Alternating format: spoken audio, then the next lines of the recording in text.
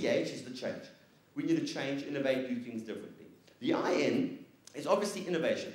We've got to take something that we've got and innovate it and keep making it better. Even if it's a relationship, we have to innovate. So change means I can swap from one thing to the next. Got it? Innovation says, what have I got that I can improve upon? And of course, creativity said, there's nothing there, let me create something from scratch. And I honestly believe if we sit down with all of our problems in life right now, and we start thinking about how can we chink this, not think this, how do we chink? Change, innovation, creativity is the backbone of health, wealth, wisdom, love, joy, and abundance. I guarantee you that. 98 is spot on. The average South African child uses 98% of their creative brain. You, sitting in this audience, used to use, let me say that again, used to use 98% of your creative brains. Do you remember those days? Think back. Remember when you woke up every day in a good mood, without an alarm clock, no reason to get out of bed. You got out of bed, why? Because you were alive, remember? You wanted to see and feel and touch and play, and you were always smiling and happy. And some of you are not taking this journey with me. Some of you are sitting there, I've been pissed off for the last 40 years, leave me alone. Okay, let me help you remember. Do any of you have any children under the age of 6? Who's got those kids? They energizer bunnies, eh? How many of you have ever had children under the age of 6? You can remember. How many of you have seen pictures of children under the age? Put your hand up for something! Participation is all I ask. Don't make me come down there. Kids get bored quickly. Moms, what's one of the worst sounds you can hear on a Sunday morning? Standing next to your bed at 5 o'clock. Mommy, mommy. And mommy, if you don't wake up straight away, they mix up your ear and your eye, don't they? They open your eyeball. Mommy, Justin, you bastard, I mean you bad boy. What's the worst sound than that?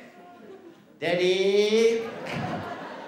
What's even worse than that? Daddy, what are you doing to mommy? Lock the door. Because you were born creative, you were born spontaneous, you were born thinking out of the box. In fact, I believe that every time a child is born, a potential superstar is born. And that superstar, with their chinking minds, will get bigger and bigger and brighter and brighter and bigger and brighter. But what happens? Society tells you to stop chinking and tells you to start thinking. And how do they tell you to think? How do they teach you to think? Well, the way they've been thinking. And all they're doing is they're taking their faulty thinking and placing it onto children. And how do they control children and stop them from being themselves, from being these wonderful superstars? Simple. They give you labels. Did you ever try and do something different while you were growing up? Something out of the box.